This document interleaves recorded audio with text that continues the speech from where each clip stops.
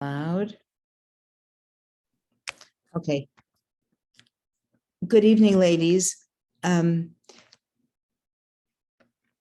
This Chodesh Tov is in honor of, we always try to have this class on the Thursday night just prior to the Shabbos that we bench the new moon.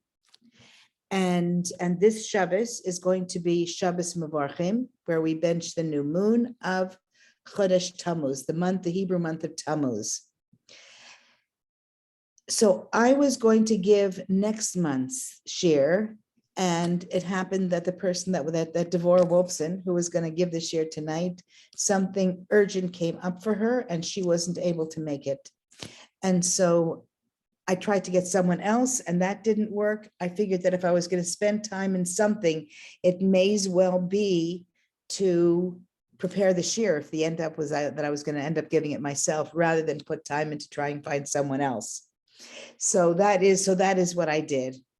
And I was going to give, and I was planning on giving, I was planning on giving the one for Av. I was planning on doing the one for next month. And I even had a topic chosen. I'm going to tell you what it was because it sort of is still relevant the month before, and you'll see why. I'm also going to mention what Devorah was going to speak about. I'm going to mention that. Now, first of all, so what I was going to talk about next month, and we were in Eretz Yisrael for Pesach, and after Pesach, one of our children who had made a bar mitzvah Erev Pesach, we took them to, actually I went, my husband went home and I took them to the north and we went to the Golan and Svas and Tveria. On the way back to Yerushalayim from Tveria, we went obviously from the north to the south, and along that road that takes you on the edge of the Kinneret, are we all salivating to be there? I noticed a sign that said Rachel Ashes Rabbi Akiva. I had never noticed that before. We've been a few times to Tzfas, but I had never before noticed where Rachel Ashes Rabbi Akiva, Rachel, the wife of Rabbi Akiva, is buried. And she is very close to Rabbi Meir Baal Hanes. Everybody knows where Rabbi Meir Baal Hanes. Anybody who's been there, that's sort of one of the chief places to go to. So if you've been in the area, then Rabbi Meir Baal Hanes is really a destination. And Rachel Ashes Rabbi Akiva is also in Tveria, but someplace else. And his wife is on this road, just a little in from the road, but the sign is on the main road going. And I was going to talk about her for a Chodesh Av, because she lived during the time of the Churban Bayis Sheni, the destruction of the second temple. And I felt that while we were in the 3 weeks, that it was appropriate to talk about such a phenomenal woman that she was. To put it mildly, she had a sense of a perspective at a time that was most difficult, of the most difficult times, the destruction of the second temple.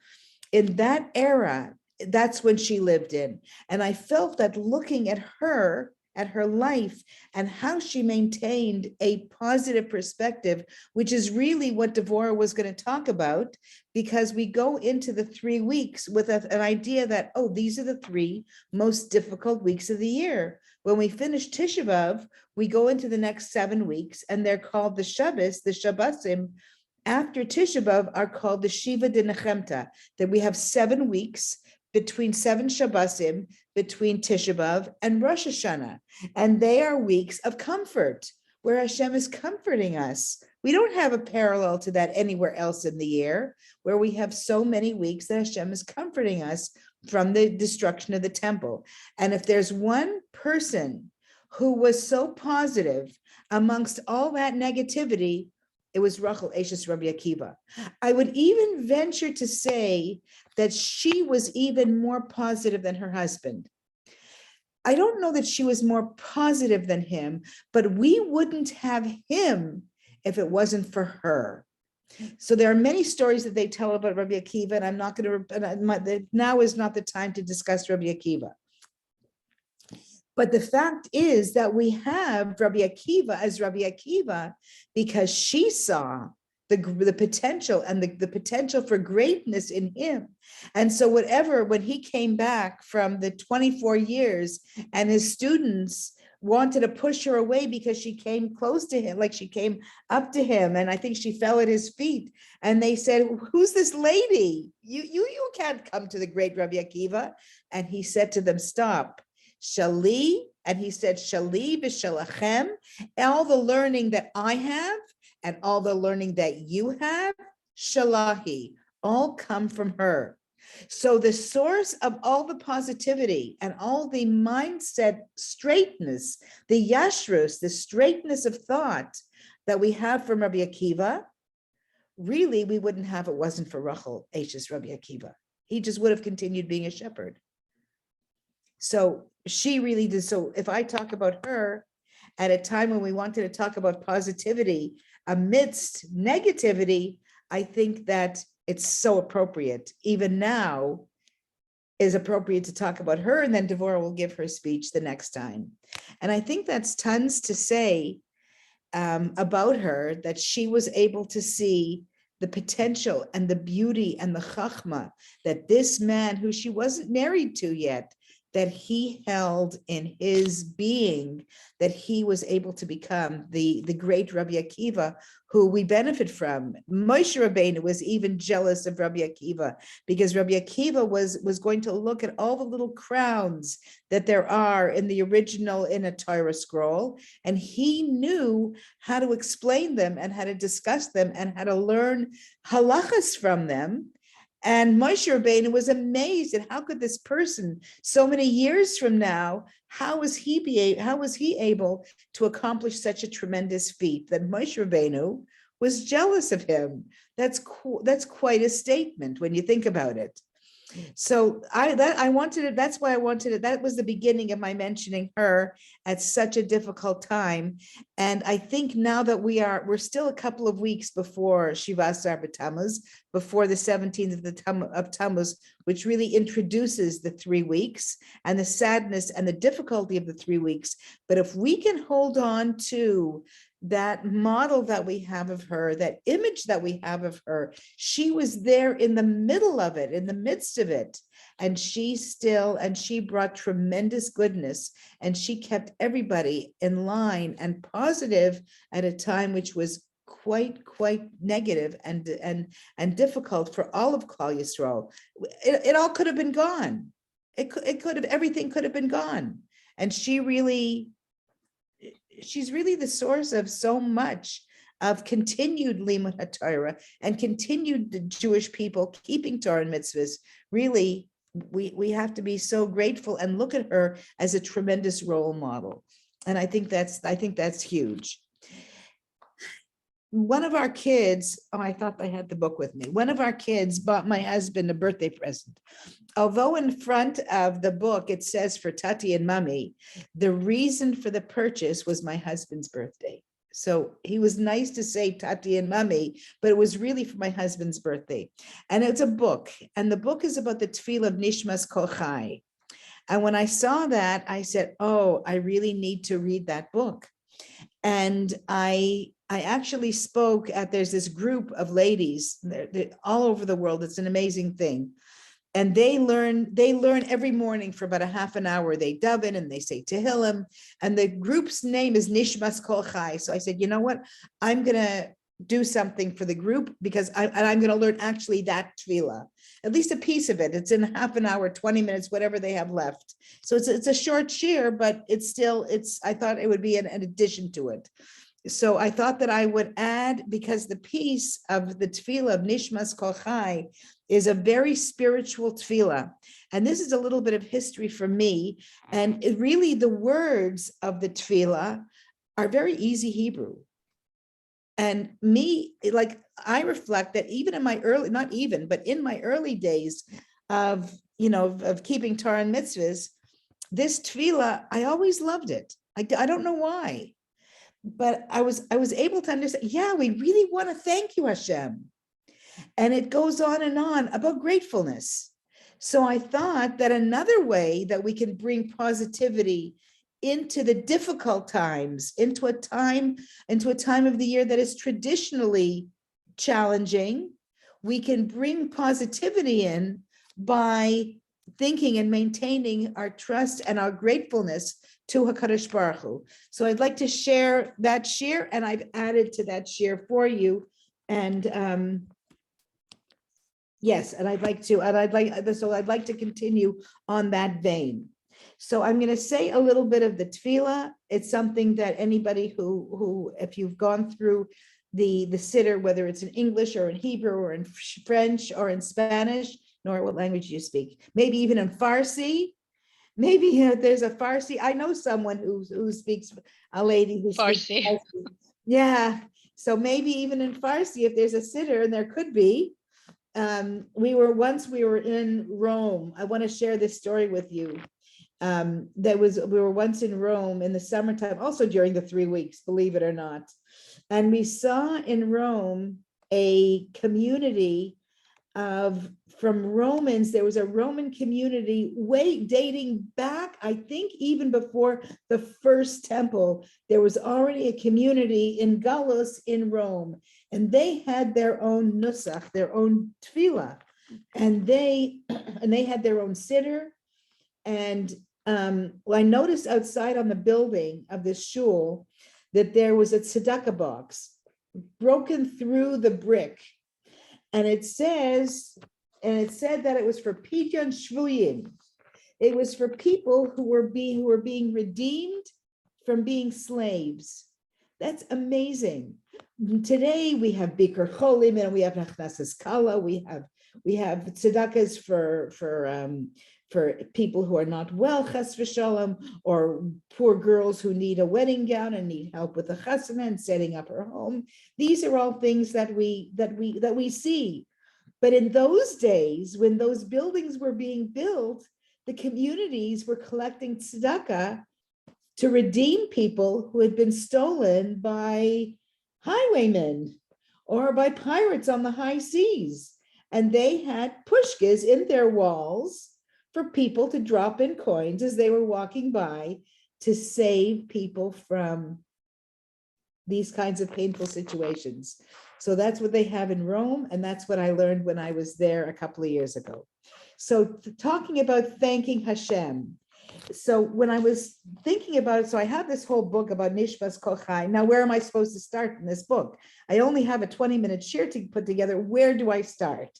So I was flipping through and I was thinking about it, and it says, it starts with so I start with a piece, Ein anu maspikim, we are not capable, we don't have enough something or other, L'haidai slacha, to thank you, Hashem Elokeinu v'Elokei Avoseinu, Hashem of our Hashem and the Hashem of our forefathers, Ulevarech es shmecha, and to bless your name. I'm just going to admit someone in. Welcome, Gail.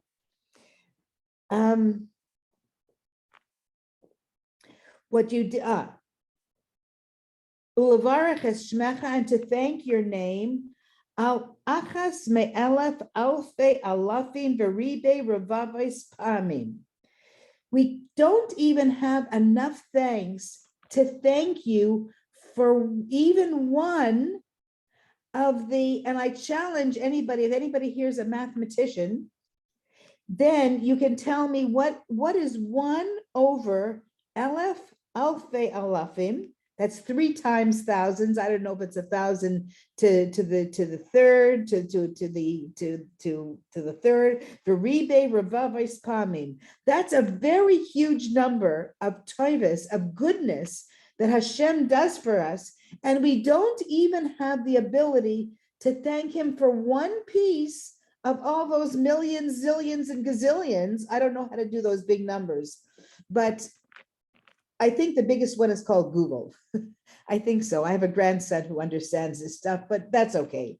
Hatoivos, Nisim, v'niflais, the goodness and the miracles and the wonders, which we're going to discuss in a few minutes. What's the difference between Nisim and Niflais? Shasisa imanu, that you did with us, the im avaisenu milfanim, and with our fathers in prior years. So we have we're not enough. We're saying in this tefillah, yes, I want to thank you, Hashem, but you've done for us so much goodness, so much chesed, so much everything, that one out of a Google, I can't, it's even one piece of that, I don't have enough energy or ability to thank you for adequately. That's a statement. I keep saying that, but I think it's important.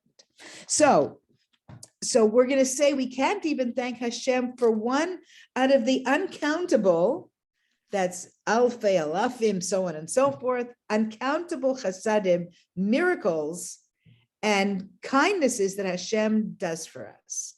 Now let's look into this little piece of this amazing tefillah, because it's the perspective of gratefulness is tremendous. And so Nisim, so this commentary, this book explains that Nisim are miracles that are performed within nature, that we perceive within nature, and niflais, and the word niflais, I'm going to use the Hebrew because I like to do that. I've translated them, Nisim are miracles, niflais are wonders. Now we're going to use the terms, Nisim are miracles that are performed within nature, and niflas are performed in a way that to us, it appears to be higher than nature. We're going to give a couple of examples as we go along that Hashem has done for us and for our forefathers. Okay, one of the reasons why our thankfulness falls short of effectiveness is because when we function, this is very interesting, when we function within the framework of time and space, we're physical people, we live in space, and we have to do things according to time. We go to sleep at a certain time, we get up and we daven, and we have Shabbos on the seventh day of the week. Time is a reality for us. Place is, we are where we are. We're physical beings and we're someplace. But Hashem, okay, we daven at certain specific times. It says Erev Avoker v'Tzaharayim, in the evening and the morning and in the afternoon. That's Marav, Shachris, and Mincha. Asicha v'Hemeh. I discuss and I sing your praises and I talk to you. So even we daven within a time frame. We have Shachris, Mincha, and Marav. We have Shabbos, we have Yontiv. Everything is within time. Now, the avoida, the atzmus of Hashem, why is it that we have such a small amount? Why is it that we have that it's so hard for us to reach to this level of gratefulness to Hashem? Because Hashem is completely higher than time. We're using a physical tool to try and reach something that's not physical. It's not possible for us to reach HaKadosh Baruch Hu.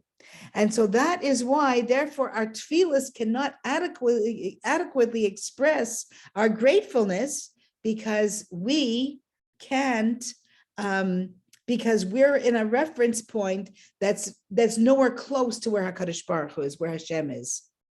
So then let's look at this from another perspective. During our davening, we mentioned the holy names of Hashem. There are two of them that we're going to specifically mention here. One of them is Elokim. Hashem, we said Elokeinu v'Elokei Avoseinu. The name of Hashem is Elokim. And the other one is Yud Kei Vav Kei, is a Yud and then a Hey and then a Vav and another Hey. Now, the names, those two names of Hashem, Elokim, is if you add up the letters of the word Elokim and you add up the letters of Hateva, the nature, they're the same. So when we're using the terms Elokim, we say Baruch Atah Hashem Elokeinu. So when we use any form of that name Elokim, we're reflecting on Hashem, how he manifests himself in nature. How we see him, the sun rises in the east and sets in the west. Every breath that we take, even though it's something that we don't think about, it's a nature and it's a wonder of Hashem. We don't notice it, but what is nature? A nature, they say, is Hashem hiding himself. He's playing hide and seek with us. But nature is hiding the essence of HaKadosh Baruch Hu. We see him through nature. Do we always think about that we're seeing him? I'm not so sure. But that's one of the messages, that if we really want to thank Hashem, we should look for him and not wait for the miracles that are beyond nature, which we call here niflais. And even the word yud and a hey and a vav and a hey, that name of Hashem, which means hayeh, hoy v'yiya ke'echad, it means past, that the past, the present, and the future are all intertwined as one. From Hashem's perspective, there is no time. Past, present, and future, from Hashem's perspective, it's irrelevant to him, because for him, past, present, and future is one. There's no past, present, and future for him. All of time is ke'echad, is like a single thing.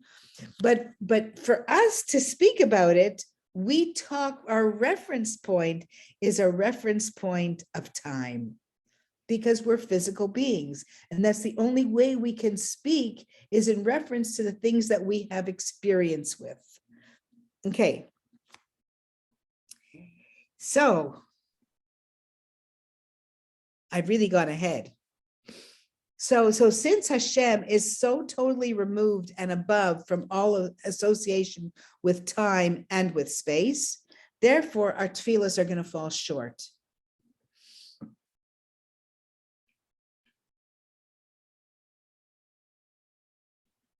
So then we can ask, how could it be that we're saying a tefillah that's really not even true?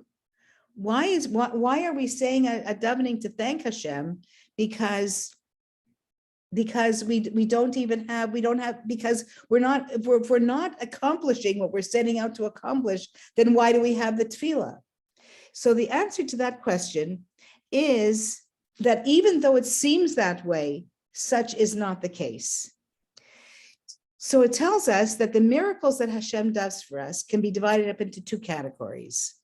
There are Nisim that we said before. The Nisim are the ones that Hashem did for us, and they are within nature. They're manifest within nature. And then we have Nifla'os that are miracles beyond the parameter of nature. So let's look at the tefillah, and we're going to get some answers to our question. There are two different goals in our service to Hashem that are reflected in this concept of hoidah, of thankfulness, of gratefulness to him. And as we say it in the tefillah, so we have here, ein anu maspikim, we don't have enough, we aren't effective enough, lahoidais lacha, to thank you, from the word lahoidais, to thank. And the second one is ulavarach es shmecha, and to bless your name. So from these two words, lahoidais and lavarach, to thank you, from the word lahadot, or moida ani lefanecha, and ulavarach from the word bracha, we're going to see that we are able to touch and to reach to a Chodesh Baruch Hu and recognize what he does, and maybe be effective in our tefillah with him. And so the word lahoidais means the inyan of hoidah, of thankfulness, is being able to put myself to the side and give room to be moida another person's opinion. That is really big. I can agree with my friend. It doesn't have to be my way or the highway. There just has to be, when I have to be moida to someone else, I'm able to listen to someone else's opinion. And it uses the word in the Hebrew, hitbatlut, which means, the word batal means to annul myself. But I think that's not a good translation, at least in this case, because levatel, not to annul oneself, but to be moida of a situation, is to open myself up to another person's opinion. We can compromise, we can share, we can become a team, we can do lots of stuff, but it doesn't have to be just me. When we say lahoidais lecha Hashem, it means I'm bringing you, Hashem, into my life.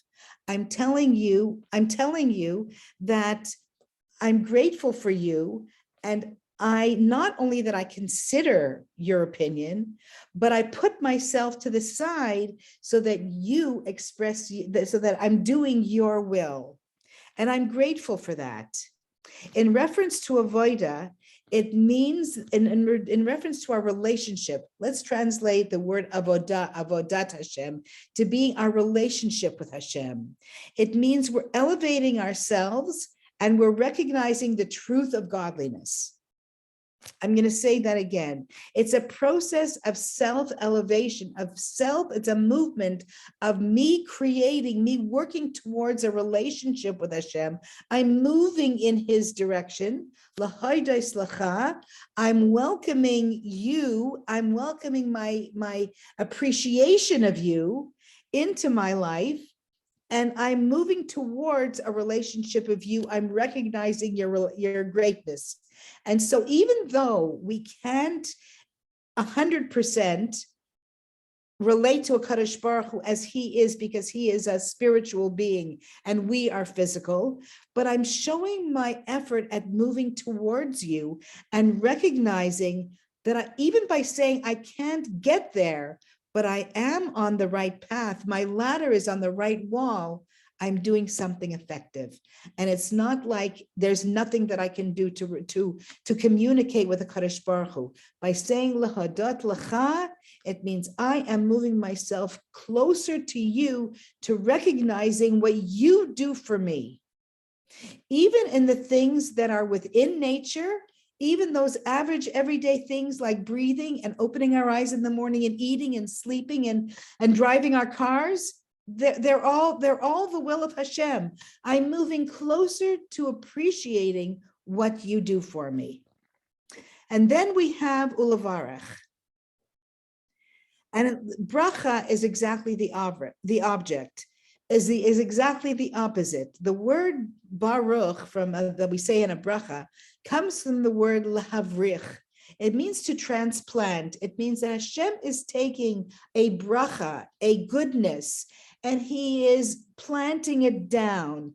We say, I'm sorry again, I'm saying when I was many, many years ago when we were in Israel, we saw these trees, and the trees were there was a tree that was in one place, and then the branch was put in at another place, and then there was another one that was rooted further on. And so and that's called lahavrich too. There's a word for it, but this tree was able to be moved along and transplanted from one place to the next, not transplanted, but continued to be brought down in more places. And so the message that we have from this concept of lahavrich, to bring down, is Hashem is doing the work.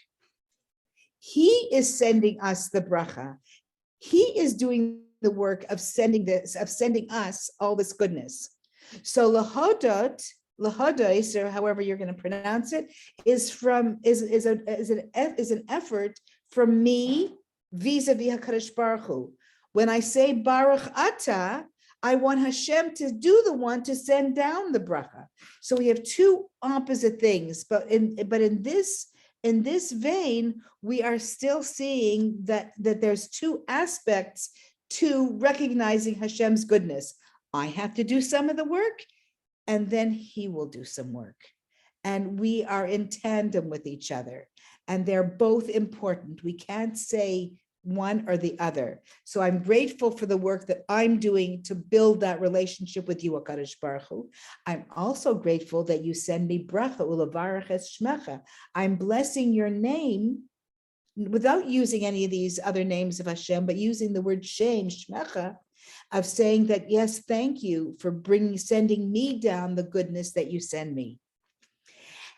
And so to pull these ideas together, again, we're going to go back to the Nisim, the Niflais, and I'll pull this share together if anybody wants to add anything. I hope you'll forgive me for it being shorter, but as I said, and I don't like to excuse myself for doing something at the last minute and not having the full time, but I hope that this will be good. So when we talk about, in this vein, the blessings that Hashem sends us, fall into two categories, and we said they are Nisim. And in Nisim, we've seen already that Nisim are things that I see within nature. I'm going to take it a step forward, a step further, and see see that a nes is hashgacha pratis. We talk about the things that that we have to notice that Hashem sends us, and we have to notice the hashgacha pratis, the divine presence in the things that we do. So whenever we see something, and often it's not going to be, okay, let me go on. When we find hashgacha, we have to be looking for hashgacha pratis in our lives. We need to be looking for more and more and more opportunities to see Hashem in our life.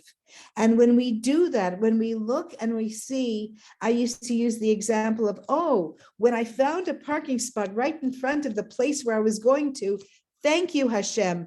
That's hashgacha pratis. That's an easy one, because it would be I wouldn't have to carry the children so far. It would be easier for me to manage. So thank you, Hashem, for helping me cope. But there are many, many, many, obviously, even more subdued opportunities for us to find the hashgacha pratis in our life, those miracles, those nisim that Hashem does within nature, and bringing it into the framework of hashgacha pratis, that which Hashem is sending me. The more we notice it, the more Hashem will send us. And the word nes comes from the word, it says arim nisi. A nes is really a flag. What's a flag? A flag is a stick with a fabric on top of it or something on top of it. And the stick is there so that everybody will see what that fabric is telling you. So if it's a country, then they raise the flag so that everybody can see, today is Canada Day. We have to think wonderful about the free country that we live in. And so that is so we have to think that the nes that Hashem is doing for us is like that flag. He is showing us, he is revealing to us his goodness and his involvement in our lives, just like a flag that's raised and flying high. It's a super, and we learned this concept, this translation of a word of nes, of being a flag, by Avram Avinu. That it said that Avram Avinu had 10 nisim. So we're learning Pirkei Avos. Again, it's a little bit appropriate that Avram Avinu was tested with 10 tests. What does that mean? It means that Hashem was using the opportunity of the 10 nisim, the 10 tests that he was giving to Avram Avinu, so that he could allow that people would be able to see, just like a flag, the beautiful midos, the beautiful attributes, the beautiful behaviors of Avram Avinu. He didn't use it to test him, to bring about difficulties for Avram Avinu. He wanted it's a Meforshim and Chumash Bereshis.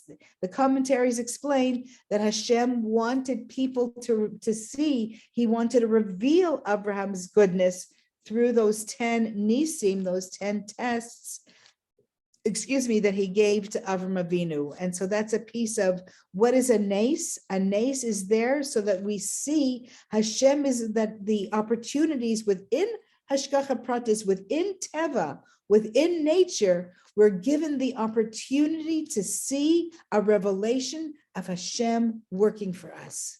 The more we look for it, the more he will send us.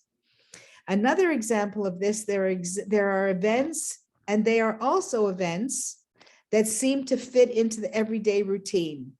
And they include the four pieces. And again, it says, Arba chayavim lahodais, that same word lahodot.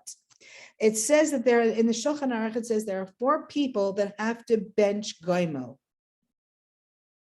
Oh, it's Carol. There are 4 people that have to bench goimel.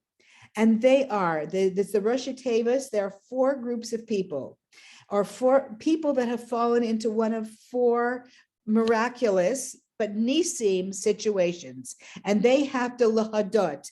They have to, according to the definitions that we've been seeing, is that we want them to show a recognition of Hashem's involvement in our lives and a recognition that it was Hashem who brought about the salvation that they had.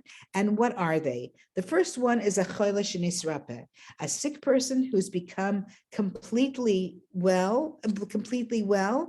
I looked it up in the siddur where it says where the place where Birkas Agomel is in the siddur. It's during the time of Kriyas Torah, of the Torah reading, and there it tells the halacha of who is supposed to do it, who is supposed to bench goimel. And so it says the four people are, the first was a chodesh nisrap, and the translation of the rest of that little paragraph is a person who was ill because of a certain makkah, an illness, or had to be flat in bed for 3 days or more, and came back completely to excellent health. And why does he have to lehodot? Why does he have to recognize the hashgacha pratis in the fact that he was healed? Because he could think that the medicine healed. Yes, he could think that, oh, I don't have to thank Hashem for this. This is just Hashem. Okay, Hashem might have made the medicine or made me able to use to take medicine, but the fact is that I have to think about it, and I have to recognize that HaKadosh Baruch Hu, that Hashem, he brought about my salvation, and I have to thank him. Lahadot, again, the same word for that kind of a nace where I have to recognize the gilui, the revelation of Hashem. The second one is the other three cases that a person has to bench goimel on are Yordei Hayam. If someone was traveled and they went over a sea, and I don't know if you will go over the Mediterranean Sea, or does it have to be the Atlantic Ocean? I don't know. You have to ask a Rav that particular question. But if a person is Yordei Hayam and they crossed the sea and they got to the other side and they got off of the boat, they also have to lahadot. They also have to thank Hashem, make that connection of recognition of Hashem in average everyday events. And then the person who is, then there's the person who is olche midbaris, a person who crossed a midbar, a desert, and when they come back to inhabited land, not a place that just has scorpions and snakes. But then when they come back to inhabited land, a person who has crossed a desert, they also have to bench goimel. And the last person is someone who is chavush beveis ha'asurim, that if he was captive in jail, he was put in jail. Someone who was incarcerated because of an issue involving a life. It says be'inyane nefashos in the siddur, in the Shulchan Aruch. The siddur is quoting the Shulchan Aruch, because involving an issue of life, and he or she was free. That's pretty difficult if they were accused of God forbid murder or something like that, or murder or something that was going to cost Khalil a life. Then, and the person was free. That's a pretty big miracle. But they have to not think that it was because of the judge or because of anything else. They have to focus on the hashgacha pratis. And once and the Rosh Tevis for these things is Chaim, Ches Yud Mem, because each of them have the first letter of the Shulchan Aruch language starts. One is Chabush B'Veis Ha'asurim, is the Ches.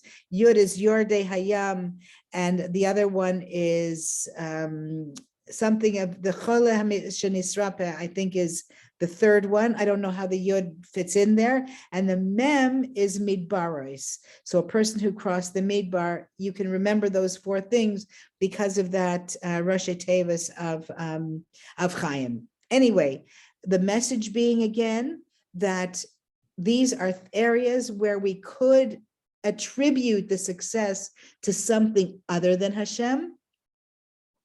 And we need to remember, and we need to thank Hashem, lahadot, appropriately, and recognizing that it's ultimately Hashem who brought us to this place.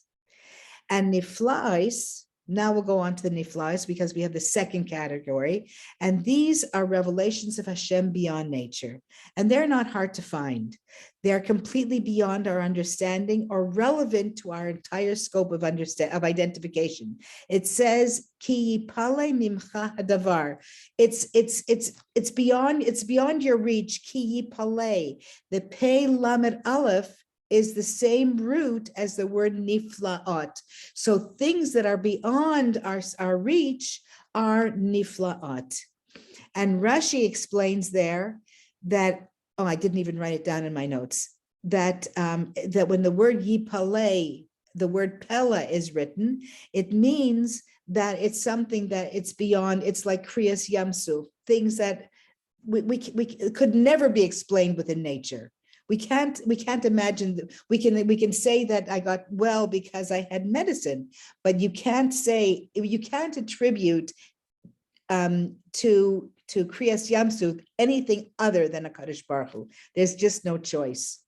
And then it continues on, this text continues on, discussing about imanu ve'im avoseinu, the things that the nisim and the niflais that Hashem did for us and for our fathers. Usually when a person has a nace, when a person comes to a place where there was a nace happened, he first has to, there's a bracha to say, and he first has to thank for a bracha, for a miracle that happened to his fathers and then to himself. So why in this tefillah is it swapped? And the reason that it's swapped is because when I have been involved in that miracle, and my fathers have been involved in the miracle, then I say it's imanu, it's with me, and then I say with my fathers afterwards. And so, one second, please excuse me a second. Hi, can you bring me that book? No. Okay, so I'm going to tell you a story, but the story is in the book that I didn't bring with me. So I'm going to walk to pick it up. So I'll have it right with me. And he did find it. 1 second, and I'll tell you a story just to conclude this year. It's a mashal. There's a story about a king. Thank you. And this king, had a minister. He had a Jewish minister, and the Jewish minister, he was in charge of his otzar, of his treasure, and his treasure house. And the chacham, the rav, this minister was very, very trustworthy. He was faithful that in his job, and he did an excellent job of watching the treasures of the king. Anyway, it was a custom in this country that every so often each of the ministers would make a party for the king. And it's an amazing story. And he would each minister would make a party honoring the king. So they would go around from minister to minister. Anyway, when it was time for our friend, this Jewish minister, to make the party for the king, there was one of the other ministers who was insanely jealous of our Jewish friend, of this Jewish Rav. And he was really trying to find an excuse to lahotzi diba, to badmouth the Jewish minister in front of the king. So when they came to the party, they found the minister, the other one, the Goyish one who was jealous, the jealous minister. He found that the Jewish minister, we have to give everybody a name. Well, we're going to call the Jewish minister Moshe. So he needs a name. So the jealous one found Moshe not in a very, very happy mood. And he went to the king. He said, look, he's not even happy. Look, he's walking around scared and anxious and not really having a good time at the party that he made for you. So he said, see, he's not happy. He doesn't want to do this. From noticing that someone was sad to making up an excuse of why they aren't sad is right away not okay. Oftentimes, and I'm going to Sometimes we see people who are sad and we say, oh, this must be the reason. Well, no, we don't really know what the reason is. And there's no reason to attribute a reason to someone who looks anxious because we have no clue what's going on in their life. It's a wrong thing to do. But anyway, that's what this minister did. And he says, look, he doesn't really like you and he's not happy at your party. So the king, who loved Moshe very much, he says, I'm going to check this out. I'm going to see what I'm going to see what it was. So I'm going to see what happened. So he decided that he was going to ask Moshe to organize another party and see what was going to be. So when Moshe was asked to organize the other party, he said to King, look, it's very expensive to make these parties, and I love making you a party. Do you think you could give me some money out of the treasury? Allow me some money to however much you'd like me to use, and I'm going to use that to make the next party, and I'll make it beautiful as you would like it to be. So the king gave him a certain amount of money, and he was using the money that the king had authorized. And then when it came to the party, Moshe was very happy, and the minister was happy, and the minister wasn't so happy because the minister saw he was happy, and he didn't understand the reason for Moshe's change in the way he was behaving in his mood from the first party that he had made to the second one. So the king went up to Moshe and he said, Moshe, we all noticed that at the first party you weren't so happy, but then at the second one you are. What's the difference? What happened between one and the other?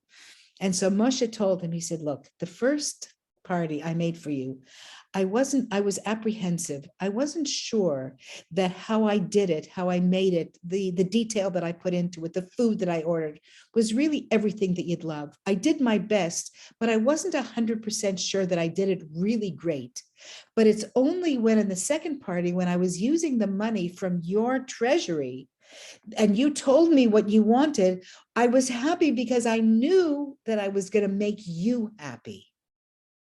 And so I'd like to leave it as a thought if anybody wants to weigh in and take that story back to our piece of Nishmas Kol Chai and our ability to thank Hashem. I think just to get to start it off, and with this, I'm going to close the recording. If anybody wants to speak, it'll be offline.